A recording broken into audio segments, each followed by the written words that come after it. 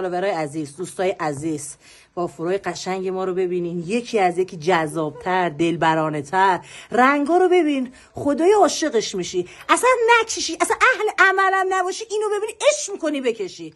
به به، اصلا نگم به و به، جذاب، دلبر. نگاه کن مظفرالدین شاه، نور به قبرت بباره.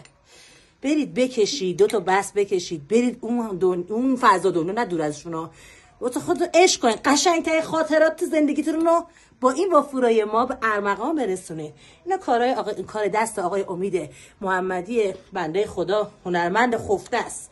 چون بنده خدا حالا جایی نداره که حالا این هنر رو شکوفا کنه، یعنی به روز بده، مردم بیشتری ببینن. این بنده خدا حالا تو خونه داره این کار انجام میده.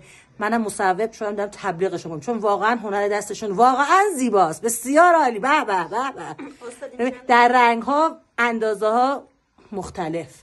یعنی من خودم عشق کردم، فقط میرم به عشق مظفرالدین شاه 2 تا بس بکشم.